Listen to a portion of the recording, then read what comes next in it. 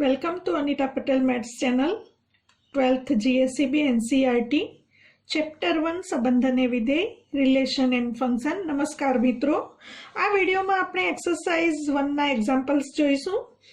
તેને માટે તમારા કન્સેપ્ટ ક્લિયર હોવા જરૂરી છે.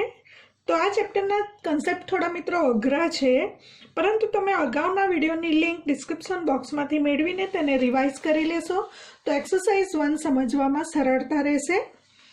एक्सरसाइज 1 एग्जाम्पल नंबर 1 धारो के f from r to r fx equal to 10x plus 7 है तो g from r to r एवं शोधो के जेथी g not f equal to f not g equal to i r. मित्रों याद करी लईशुं अहीं i r एटले गण r परनु तदेव विधेय. व्याख्या याद करी लईए. i r from r to r IR x equal to x for every x belongs to R. અને આપણે શીખી ગયા તદેવ વિધેય એ R પર એક અને વ્યાપ્ત વિધેય હોય જ. તદેવ વિધેય હંમેશા એક અને વ્યાપ્ત છે જ. તો શરૂઆત આપણે અહીંથી જ કરીશું મિત્રો. f અને g વિધેય તમને આપેલ છે f from R to R. fx આપેલ છે 10x પ્લસ 7. g વિધેય શોધવાનું છે r ટુ r પરનું gx વિધેય આપણે એવું શોધવાનું છે કે જેથી f નોટ g અને g નોટ f બંને તદેવ વિધેય થાય. ગણ r પરનું તદેવ વિધેય થાય. હવે મિત્રો ir એક અને વ્યાપ્ત હોય तो g नॉट f पर एक अने व्याप्त विधेय कहेवाशे. माटे f अने g बंने एक अने व्याप्त विधेय कहेवाशे. ir from r to r एक अने व्याप्त विधेय होवाथी जी नॉट एफ અને एफ नॉट जी बंने IR साथे समान होवाथी F not G equal to G not F equal to IR पण एक अने व्याप्त कहेवाशे.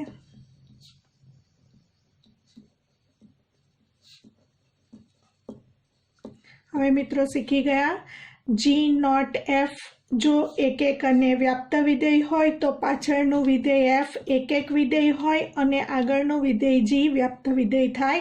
तो f एक अने g व्याप्त थशे. एज प्रमाणे f नॉट g एक अने व्याप्त विधेय होय तो g एक विधेय थशे अने f व्याप्त विधेय थशे. तो मित्रों f एक अने व्याप्त विधेय थशे, g व्याप्त अने एक विधेय थशे. माटे आपणे कही सकीशुं f અને g બંને વિધેયો એક અને વ્યાપ્ત છે. તો અહીં કન્સેપ્ટ યાદ રાખીશું. હવે f અને g બંને એક અને વ્યાપ્ત હોય તો તથા g નોટ f અને f નોટ g તદેવ વિધેય હોવાને કારણે f અને g એકબીજાના પ્રતિવિધેય થશે. એટલે કે f નું પ્રતિવિધેય g તથા g નું પ્રતિવિધેય f થશે. હવે કોઈ પણ એક વાત લઈ લઈશું. f નું પ્રતિવિધેય g છે એટલે કે f inverse equal to g થશે. હવે આપણે f વિધેય વ્યાપ્ત હોવાને કારણે આપણે અગાઉ શીખી ગયા એ મુજબ fx equal to y implies x equal two f inverse y લખી શકીએ, કારણ કે આપણે g વિધેય એવું શોધવાનું છે. તો મિત્રો g વિધેય શોધવા માટે આપણે f ઇન્વર્સ વિધેય શોધીશું, કારણ કે f inverse equal to g. હવે f ઇન્વર્સ શોધવા માટે x ને કરતા બનાવીશું. fx બરાબર y લઈ લઈશું, એમાંથી x ને કરતા બનાવીશું. તો fx equal to y implies fx વિધેય આપણને આપેલું છે 10x પ્લસ 7. તો અહીં આપણે લખીશું 10x plus 7 equal to y. એના ઉપરથી x ને કરતા બનાવીશું. 7 આ તરફ જશે તો 10x equal to y minus 7. અને x equal to y minus 7/10. હવે fx equal to y implies x equal two f inverse y, અને x અહીં આપણે મેળવ્યું એ x અહીં મૂકી દઈશું, x equal to y minus 7/10.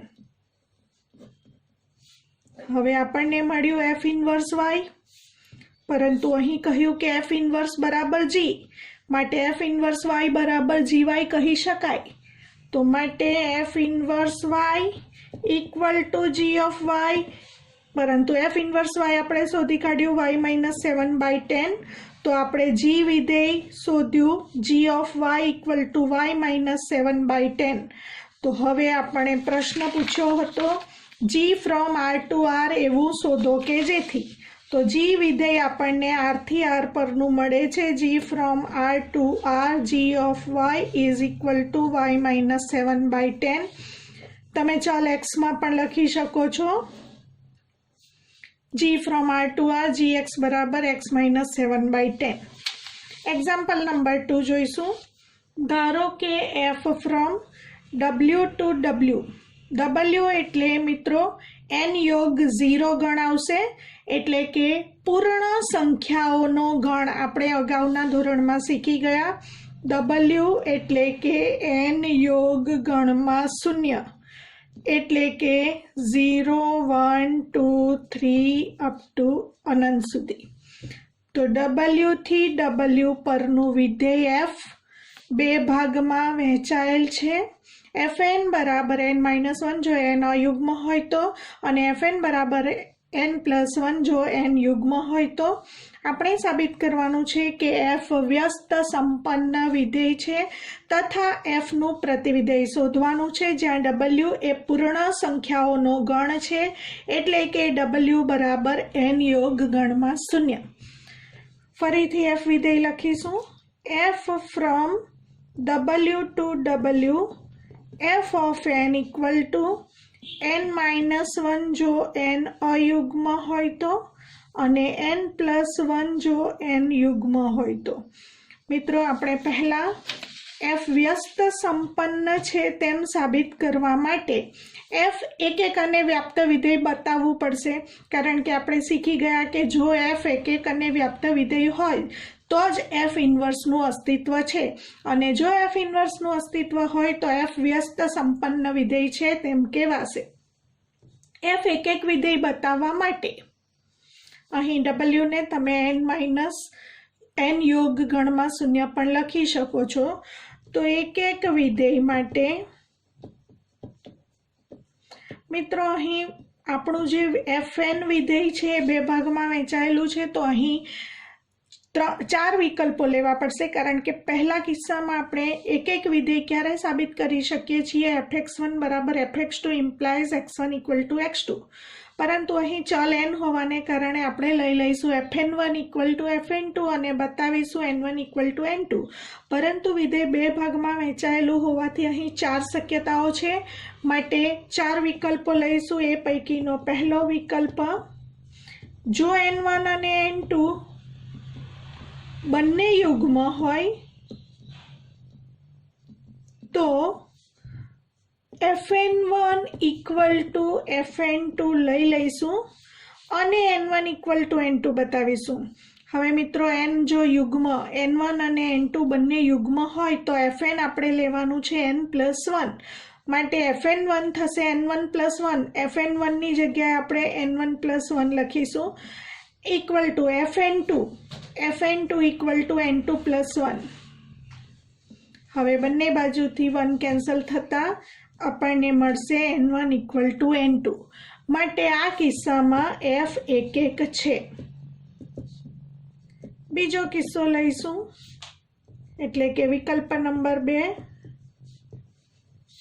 જો n1 અને n2 બંને અયુગ્મ હોય તો આપણે લઈ લઈશું fn1 equal to fn2 implies. હવે n1 અને n2 બંને જો અયુગ્મ હોય તો fn આપણે લેવાનું છે n-1 માટે fn1 થશે n1-1 તો અહીં n1-1 અને fn2 થશે n2-1 બંને બાજુથી -1 કેન્સલ થતાં આપણને મળશે n1 = n2 તો આપણે લીધું હતું fn1 = fn2 અને મળે છે n1 = n2 માટે જો n1 અને n2 બંને અયુગ્મ હોય તો પણ f એક વિધેય છે। હવે ત્રીજો વિકલ્પ લઈશું આપણે।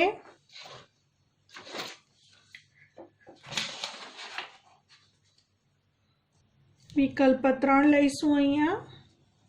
હવે વિકલ્પ 3 માં એક યુગ્મ અને એક અયુગ્મ જો n1 અયુગ્મ અને n2 યુગ્મ હોય તો ધારો કે fn1 બરાબર fn2 લઈ લઈશું ઇમ્પ્લાઇઝ હવે n1 અયુગ્મ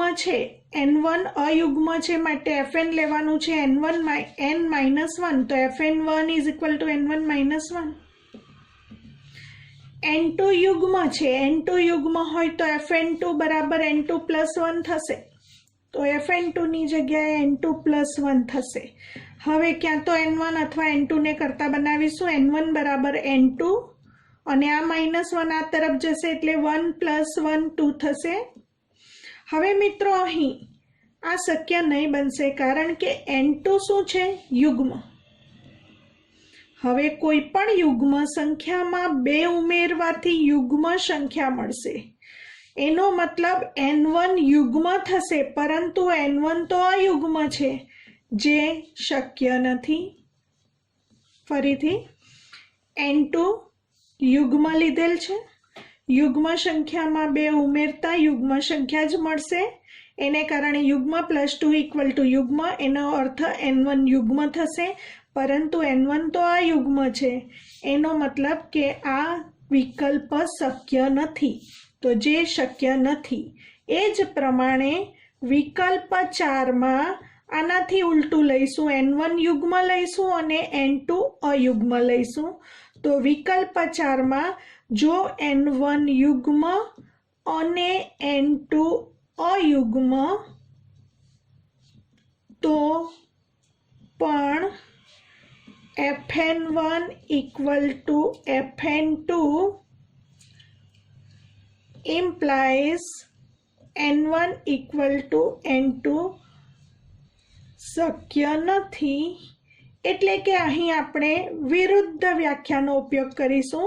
અહીં n1 અને n2 આપણે શું લીધા હતા અલગ અલગ અયુગ્મ અને યુગ્મ એનો મતલબ n1 ≠ n2 implies આપણે બતાવ્યું fn1 = fn2 શક્ય નથી એટલે ઇક્વલ ટુ શક્ય નથી એનો મતલબ fn1 ≠ fn2 તો અહીં પણ fn1 = fn2 માટે fn1 = fn2 લેવાથી પરિણામ શક્ય બનતું ન હોવાથી n1 યુગ્મ અને n2 અયુગ્મ એટલે કે n1 અને n2 જો સમાન ન હોય તો fn1 અને fn2 પણ સમાન બનતા નથી એટલે કે fn1 ≠ fn2 તો મિત્રો આ બંને વિકલ્પમાં આપણે એક વિધેયની બીજી વ્યાખ્યાનો ઉપયોગ કર્યો। n1 ≠ n2 implies fn1 ≠ fn2 એનો અર્થ f એક વિધેય કહેવાશે કારણ કે આપણે પહેલા ધારી લીધું fn1 બરાબર fn2 લેવાથી શક્ય બનતું નથી અને n1 અયુગ્મ છે n2 યુગ્મ છે એનો મતલબ n1 ≠ n2 છે પરંતુ fn1 બરાબર fn2 શક્ય નથી એટલે fn1 ≠ fn2 થાય છે। સેમ એવું વિકલ્પ 4 માં પણ n1 યુગ્મ અને n2 અયુગ્મ એનો મતલબ n1 ≠ n2 અને આ કિસ્સાની જેમ જ fn1 અને fn2 સમાન લેવાથી પરિણામ શક્ય નથી એટલે કે fn1 ≠ fn2 માટે આપણે વિકલ્પ 3 અને 4 માં પણ f એક છે એવું આપણે કહી શકીશું। તો વ્યાપક સ્વરૂપે તમામ વિકલ્પ માટે f એક છે। આમ તમામ વિકલ્પ માટે f એક વિધેય છે એવું સાબિત થયું। હવે આપણે ચકાસીશું કે f વ્યાપ્ત છે કે કેમ। f વ્યાપ્ત ચકાસવા માટે આપણે રેન્જ ઓફ f શોધીશું। ફરી પાછું આપણે વિધેય લખીશું f from w to w f of n equal to n-1 અને n+1 જો n અયુગ્મ હોય તો fn છે n-1 જો n યુગ્મ હોય તો fn છે n+1। હવે મિત્રો આપણે રેન્જ ઓફ f મેળવવા માટે w પ્રદેશમાંથી ચલ n ની કિંમત વારાફરતી મૂકીશું। w જે પ્રદેશ છે એમાંથી ચલ n ની કિંમત મૂકીશું। પહેલા શૂન્ય મૂકીશું અને શૂન્યનો સમાવેશ n બરાબર 0 નો સમાવેશ યુગ્મમાં થશે માટે વિધેય n+1 લેવું પડશે માટે f ઓફ શૂન્ય equal to f0 equal to 0 + 1 equal to 1 1 મૂકીશું। 1 અયુગ્મ છે માટે f of 1 equal to 1 - 1 equal to 0। f of 2 યુગ્મ છે f2 equal to 2 + 1 equal to 3। 4 મૂકીશું। 4 યુગ્મ છે 4 યુગ્મ હોવાથી f4 ઇક્વલ ટુ 4 + 1 5। f5 અયુગ્મ છે 5 - 1 ઇક્વલ ટુ 4। f6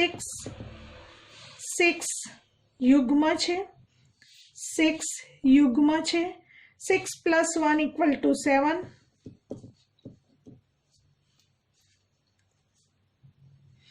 તો મિત્રો અહીં થોડું અનુમાન કરી લઈએ 0 2 4 6 મૂકવાથી આન્સર 1 3 5 7 મળે છે। મિત્રો અહીં f3 રહી ગયો 3 અયુગ્મ છે 3 અયુગ્મ હોવાથી 3 - 1 ઇક્વલ ટુ 2 આન્સર મળશે। તો હવે તમે ચેક કરી શકો જ્યારે યુગ્મ સંખ્યા મૂકવામાં આવે છે ત્યારે અયુગ્મ એના આન્સર મળે છે 1 3 5 7 વગેરે અને જ્યારે અયુગ્મ મૂકવામાં આવે છે 1 3 5 7 વગેરે ત્યારે આપણને યુગ્મ ઘટક મળે છે। કહેવાનો અર્થ આ રેન્જ ઓફ f છે। તો આના ઉપરથી સ્પષ્ટ છે કે રેન્જ ઓફ f આપણને શું મળે છે। તો આપણે કહી શકીશું રેન્જ ઓફ f આપણને 0 પણ મળે છે 0 1 2 3 4 અનંત સુધી મળશે એટલે કે w ગણ મળે છે અને f નો સહપ્રદેશ પણ w છે। તો માટે રેન્જ ઓફ f અને સહપ્રદેશ ગણ સમાન હોવાથી આપણે કહી શકીશું f વ્યાપ્ત વિધેય છે। આપણે અગાઉ સાબિત કર્યું કે f એક છે અને અહીં બતાવ્યું વ્યાપ્ત છે માટે f એક અને વ્યાપ્ત વિધેય હોવાથી f ઇન્વર્સનું અસ્તિત્વ છે। હવે મિત્રો f ઇન્વર્સનું અસ્તિત્વ હોય તો આપણે કહી શકીશું f વ્યસ્ત સંપન્ન વિધેય છે। તો આપણે પ્રશ્ન તરફ જોઈશું ફરી પાછા આપણે સાબિત કરવાનું હતું f વ્યસ્ત સંપન્ન છે એ સાબિત થઈ ગયું। હવે f નું પ્રતિવિધેય મેળવવાનું છે મિત્રો। તો હવે f નું પ્રતિવિધેય મેળવવા તરફ આગળ વધીશું। આપણે શીખી ગયા fx બરાબર y પરથી x ને કરતા બનાવીએ છીએ અને જે x મળે તે જ આપણું પ્રતિવિધેય મળે છે। તો અહીં પણ એનો ઉપયોગ કરીશું। પ્રતિવિધેય મેળવવા માટે અહીં વિધેય બે ભાગમાં વહેંચાયેલ હોવાને કારણે fn બરાબર y લઈ લઈશું એટલે બે વિભાગ પાડીશું। જો n અયુગ્મ હોય તો અને જો n યુગ્મ હોય તો જો n અયુગ્મ હોય તો fn લેવાનું છે n-1 અને જો n યુગ્મ હોય તો fn લેવાનું છે n+1। તો तो fn is equal to n minus 1, fn is equal to n plus 1। तो मित्रों हवे आपणे fn बराबर y लई लईशुं। हवे fn लेवानुं छे n minus 1 equal to y, एना उपरथी n ने करता बनावीशुं तो n बराबर y प्लस 1 थशे। हवे आ जे n मळ्यो ए ज इनवर्स कई रीते मळशे, fn बराबर y इम्प्लाइज n बराबर f इनवर्स y, परंतु n आपणे मेळवी दीधुं छे y प्लस 1, तो n equal to y plus 1 लखवाथी आपणने અહીં f inverse y equal to y plus 1 मळशे। आ तरफ गणतरी आज प्रमाणे जोई लईए। हवे लईशुं fn equal to y, fn विधेय n प्लस 1 छे, n plus 1 equal to y लेता n ने करता बनावीशुं y अने प्लस 1 आ बाजू जशे एटले माइनस 1।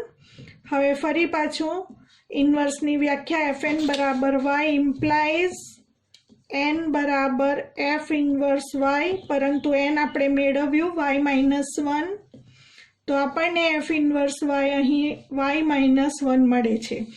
तो અહીં इनवर्स जे विधेय f નું प्रतिविधेय पण બે ભાગમાં વહેંચાશે, જેવી રીતે આપેલું વિધેય બે ભાગમાં વહેંચાયેલું છે કે n યુગ્મ હોય તો અને n અયુગ્મ હોય તો મિત્રો n અયુગ્મ હોય તો આપણે મેળવ્યું f ઇનવર્સ y બરાબર y plus 1।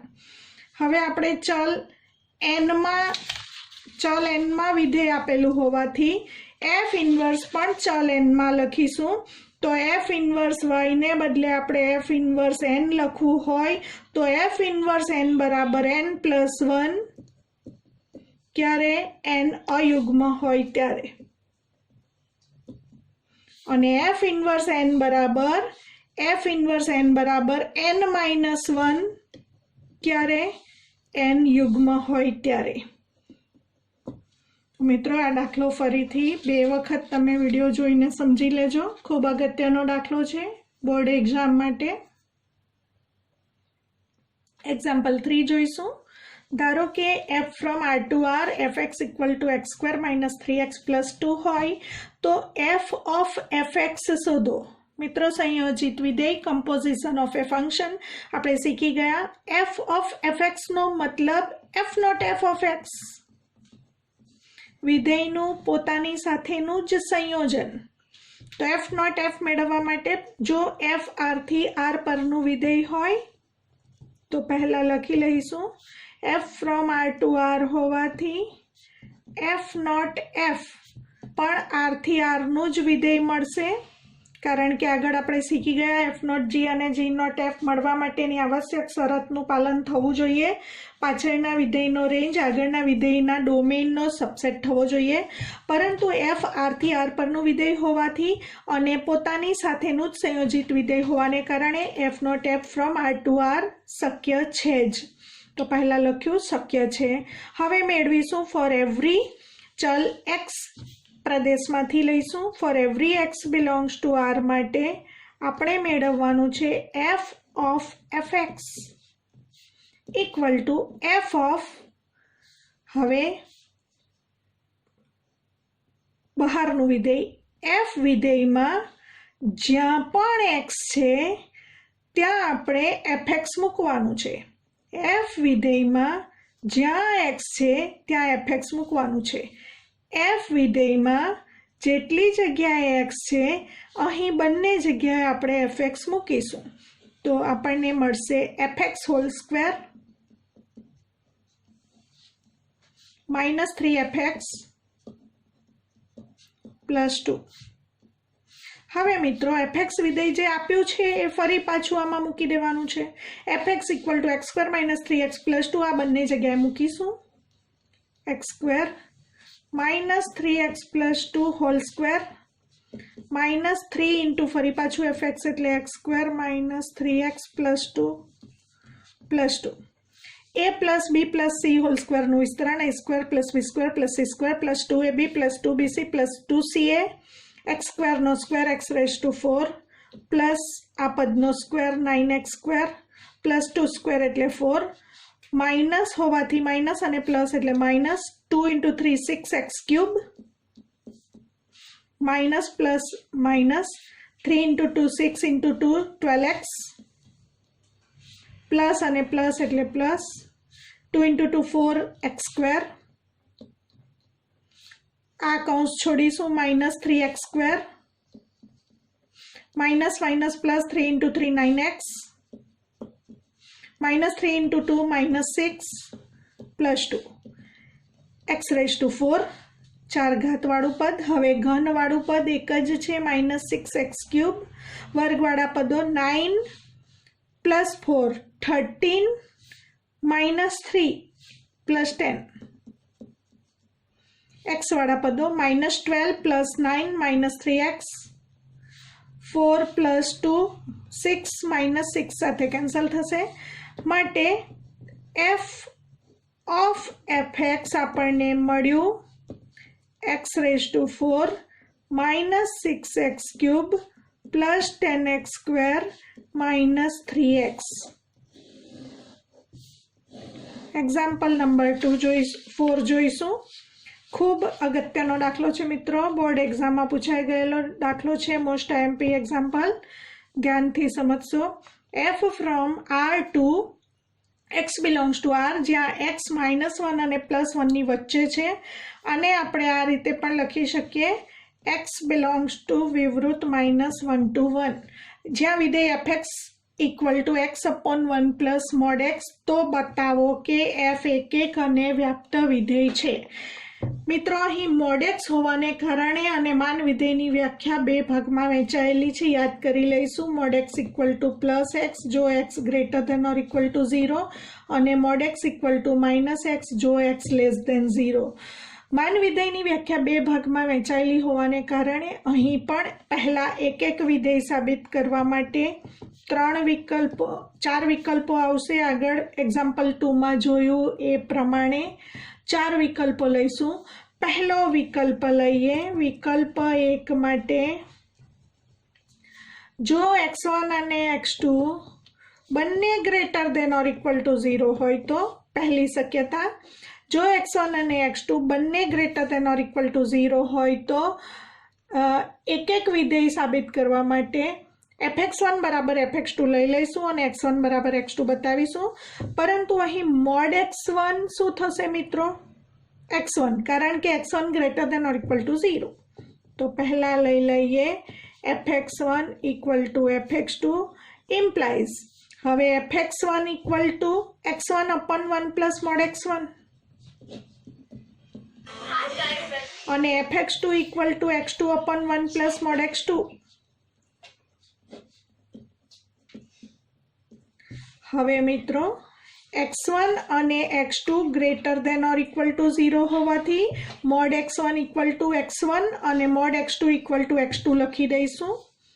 x1/1 + x1 = x2/1 + x2 કારણ આપીશું, કારણ કે x1 x2 > 0 હોવાને કારણે mod x1 = x1 અને mod x2 = x2 મળશે।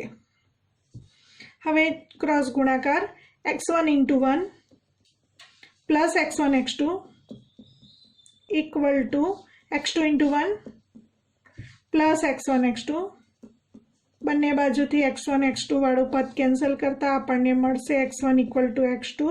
આપણે લીધું હતું fx1 = fx2 implies x1 = x2। જો x1 x2 બંને > 0 હોય તો સાબિત થાય છે f એકક વિધેય છે। विकल्प नंबर 2 लईशुं। विकल्प 2 आनी जेमज जो x1 x2 बन्ने <0 होय तो x1 पण <0 અને x2 पण <0 होय तो आपणे fx1 = fx2 लई लईशुं અને x1 = x2 बतावीशुं। पहला fx1 एटले x1/1 + mod x1, same as प्रमाणे fx2 = x2/1 + mod x2। हवे मित्रों मान विधेयनी व्याख्यामां x1 x2 less than 0, x1 less than 0 હોય તો મોડ x1 બરાબર minus x1, x2 less than 0 હોય તો મોડ x2 બરાબર માઇનસ x2 લખાશે. તો અહીં એનો ઉપયોગ કરીશું વ્યાખ્યાનો. x1 અપોન 1 પ્લસ, હવે મોડ x1 બરાબર માઇનસ x1 માટે અહીંયા પ્લસનું થઈ જશે માઇનસ x1. એ જ પ્રમાણે મોડ x2 બરાબર માઇનસ x2 માટે પ્લસનું લખાશે 1 માઇનસ x2. કારણ આપીશું, કારણ કે આ વિકલ્પમાં x1 પણ લેસ ધેન 0 છે, માટે મોડ x1 નો આન્સર માઇનસ x1 આવે. x2 પણ લેસ ધેન 0 છે, મોડ x2 નો આન્સર આવે માઇનસ x2. ક્રોસ ગુણાકાર કરીશું. x1 minus x1 x2 equal to x2 minus x1 x2. બંને બાજુથી માઇનસ x1 x2 કેન્સલ કરતા આપણને મળશે x1 ઇક્વલ ટુ x2. તો આપણે લીધું હતું fx1 ઇક્વલ ટુ fx2 અને આપણે બતાવ્યું x1 ઇક્વલ ટુ x2. માટે આ વિકલ્પમાં સાબિત થાય છે કે f એક વિધેય છે. આપણે ત્રીજો વિકલ્પ લઈશું. વિકલ્પ 3માં x1 અને x2 પૈકી ધારી લઈશું. ધારો કે x1 લેસ ધેન 0 છે અને x2 greater than or equal to 0 છે. તો x1 લેસ ધેન 0 હોવાથી fx1 શું મળશે? x1 upon 1 plus mode x1. હવે મિત્રો x1 લેસ ધેન 0 હોય તો mode x1 equal to minus x1 લખાશે. x1 less than 0 implies mod x1 equal to minus x1. તો અહીં mod x1 ની જગ્યાએ minus x1 મૂકી દઈશું. x1 upon 1 minus x1. હવે મિત્રો fx1 નો જે આન્સર છે એ આપણને ધન મળશે કે ઋણ મળશે એ જોઈ લઈએ. ઉપર x1 છે, આ માત્ર વિચારવાનું છે. ઉપર એટલે કે અંશમાં સંખ્યા x1 છે અને x1 ઋણ છે, અંશ ઋણ છે અને છેદમાં 1 માઇનસ x1 ફરી પાછી ઋણ સંખ્યા મળશે. તો આ માઇનસ અને આ માઇનસ પ્લસ થશે, એકમાં સંખ્યા ઉમેરાશે એટલે છેદ ધન મળશે. તો આપણને મળશે ઋણ અપોન ધન ઇક્વલ ટુ ઋણ મળશે. તો આપણને મળશે fx1 લેસ ધેન 0. મિત્રો આ લખવાનું નથી, આ માત્ર ઇમેજિન કરવાનું છે કે આ કિસ્સામાં fx1 આપણને લેસ ધેન 0 મળશે. સેમ એ જ પ્રમાણે આપણે ચકાસીશું કે x2 greater than or equal to 0 હોય, કારણ કે આ વિકલ્પમાં x2 greater than or equal to 0 લઈશું તો fx2 મળશે x2 અપન 1 પ્લસ મોડ x2 અને x2 ધન હોવાને કારણે મોડ x2 ની વેલ્યુ x2 થશે. તો કારણ આપીશું x2 greater than or equal to 0 implies mod x2 equal to x2. અહીં મૂકી દઈશું x2 અપોન 1 પ્લસ x2. હવે મિત્રો x2 ધન છે, અંશમાં પણ ધન કિંમત છે, છેદમાં પણ ધન પ્લસ 1, ધન સંખ્યામાં 1 ઉમેરતા ધન સંખ્યા મળશે. અંશ અને છેદ બંનેનો ગુણોત્તર ધન હોવાથી fx2 આપણને ગ્રેટર ધેન 0 મળશે. તો greater than or equal to 0 મળશે. તો અહીં fx1 ઋણ મળે છે, fx2 greater than or equal to 0 મળે છે. એનો મતલબ થયો fx1 is not equal to fx2, કારણ કે fx1 ઋણ છે અને fx2 greater than or equal to 0 છે. પરંતુ લીધું શું હતું? x1 અને x2 પૈકી આપણે લીધું હતું x1 ઋણ લીધી હતી અને x2 greater than or equal to 0. એનો મતલબ જ્યારે x1 is not equal to x2 લઈએ છીએ ત્યારે fx1 is not equal to fx2 સાબિત થાય છે. માટે આ વિકલ્પમાં પણ આપણે કહી શકીશું f એક વિધેય છે. મિત્રો એક વિધેયની વ્યાખ્યા નંબર 2 નો ઉપયોગ અહીં કરેલ છે વિકલ્પ 3 માટે. હવે જેવી રીતે વિકલ્પ 3 લીધો એવી જ રીતે વિકલ્પ 4 માટે પણ સીધું લખાણ લખી દઈશું તો ચાલે કે જો આનાથી વિપરીત લેવાનું છે x1 greater than or equal to 0, x2 less than 0, તો x1 greater than or equal to 0, x2 less than 0, તો ફરી પાછું આ જ પ્રમાણે સાબિત થઈ શકે x1 is not equal to x2 implies fx1 is not equal to fx2, માટે આ કિસ્સામાં પણ f એક વિધેય સાબિત થશે. એનો અર્થ આપણે કહી શકીશું પ્રત્યેક વિકલ્પમાં f એક વિધેય છે.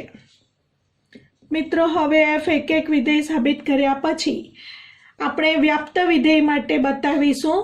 તો વ્યાપ્ત વિધેય માટે ધ્યાનથી સમજવાનું છે.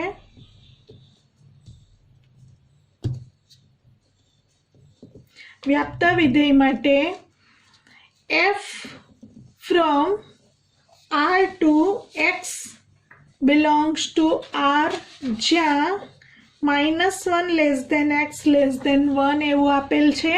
તો અહીં સહપ્રદેશ શું થયો મિત્રો?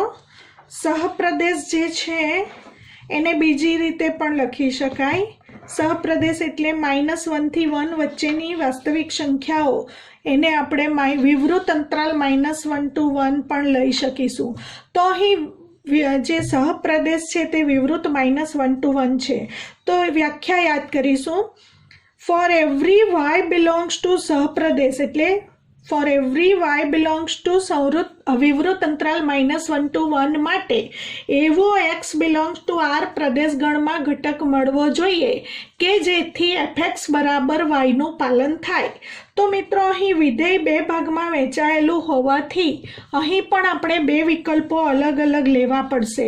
પહેલી શક્યતામાં આપણે x greater than or equal to 0 લઈશું અને બીજી શક્યતામાં આપણે x લેસ ધેન 0 લઈશું. કારણ કે fx વિધેયમાં માન વિધેય હોવાને કારણે અને મોડ વિધેયની વ્યાખ્યા અગાઉ ચર્ચા કરી બે ભાગમાં વહેંચાયેલી હોવાને કારણે વ્યાપ્ત વિધેય માટે પણ આપણે બે શક્યતા અલગ અલગ લઈશું. પહેલા લઈશું x greater than or equal to 0. તો મિત્રો, વ્યાપ્ત વિધેય હોવા માટે x greater than or equal to 0 કિંમત માટે y આપણને વિવૃત અંતરાલ -1 to 1 જે સહપ્રદેશ છે તેમાં મળવો જોઈએ. તો આપણે કહી શકીશું કે f વ્યાપ્ત વિધેય છે, વ્યાપ્ત થાય.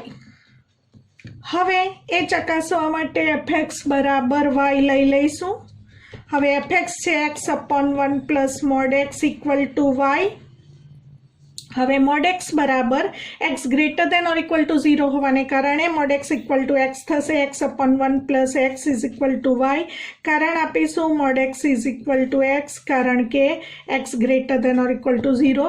આના ઉપરથી આપણે કરતા બનાવીશું x ને, તો ક્રોસ ગુણાકાર કરીશું. x equal to y, x equal to y plus xy. x વાળા પદો એક તરફ ભેગા કરીશું. x અને xy આ બાજુ લઈશું. x minus xy equal to y. બંનેમાંથી x કોમન લેતા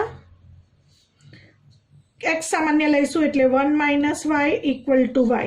માટે x આપણને મળશે y/1 માઇનસ y. હવે મિત્રો, આપણે લીધું છે આ શક્યતામાં x greater than or equal to 0. આ કિંમત greater than or equal to 0 થવા માટે છેદમાં જે 1 માઇનસ y છે, તો 1 માઇનસ yની કિંમત ગ્રેટર ધેન 0 થવી જોઈએ. 1 માઇનસ yની કિંમત ગ્રેટર ધેન 0 થવા માટે 0 અને 1ની વચ્ચે હોવી જોઈએ. ઇમ્પ્લાઇઝ y ગ્રેટર ધેન 1, પરંતુ y આપણે આ અંતરાલમાં જ મળવો જોઈએ.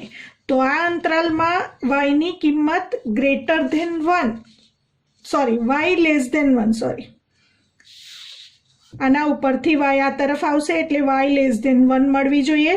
y લેસ ધેન 1 મળશે અને ફરી પાછી ધન મળશે.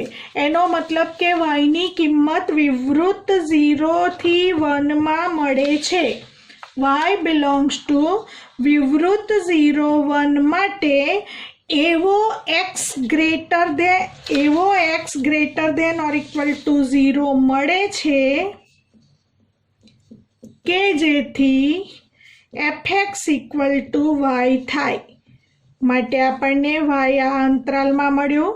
બીજો વિકલ્પ લઈશું, વિકલ્પ નંબર 2.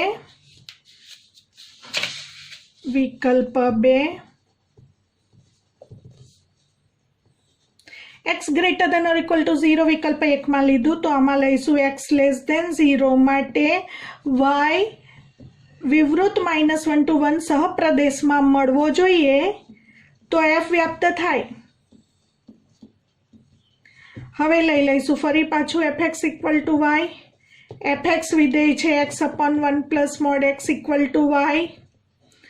હવે x લેસ દેન 0 હોવાને કારણે mod x equal to -x લખાશે, એટલે 1 પ્લસ મોડ x ને બદલે -x કારણ આપીશું, કારણ કે x લેસ દેન 0 હોવાથી mode x equal to -x. Cross ગુણાકાર કરીશું મિત્રો. x ની કિંમત શોધવાની છે, x ને કરતા બનાવીશું. x equal to y minus xy. -xy આ બાજુ લાવીશું એટલે x plus xy equal to y થશે. બંને પદમાંથી x ને કરતા બનાવીશું. 1 plus y equal to y મળશે. માટે x equal to y upon 1 plus y, અને આ કિસ્સામાં x લેસ ધેન 0 છે. x લેસ ધેન 0 મળવા માટે આ વિકલ્પમાં y ની જે કિંમત છે તે ઋણ મળશે. y ની કિંમત -1 અને 0 ની વચ્ચે જ હશે તો જ છેદમાં ધન કિંમત મળશે. માટે આપણે કહીશું y બિલોંગ્સ ટુ વિવૃત -1 to 0 મળશે. તો માટે હવે કહી શકાશે y બિલોંગ્સ ટુ વિવૃત -1 to 0 માટે એવો x લેસ ધેન 0 મળે છે કે જેથી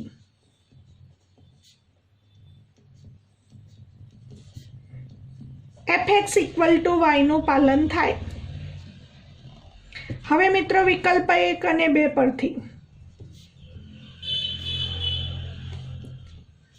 y ની કિંમત વિકલ્પ 1 માં કોની વચ્ચે મળી હતી? વિવૃત 0 1 માં મળી હતી, અને વિકલ્પ 2 માં વિવૃત -1 to 0 માં મળી હતી. બંનેનો યોગગણ લઈશું તો વિવૃત -1 to 1. માટે four every y belongs two બંનેનો યોગગણ વિવૃત -1 to 1 માટે એવો x શેમાં મળે છે? પ્રદેશગણ છે R, કારણ કે બે વિકલ્પ લીધા, x greater than or equal to 0 વિકલ્પ 1 માં અને વિકલ્પ 2 માં x લેસ દેન 0. બંને થઈને x બિલોંગ્સ ટુ R મળે છે કે જેથી fx બરાબર y થાય. માટે f વ્યાપ્ત વિધેય છે. માટે આપણે બતાવ્યું f એક વિધેય પણ છે અને વ્યાપ્ત વિધેય પણ છે.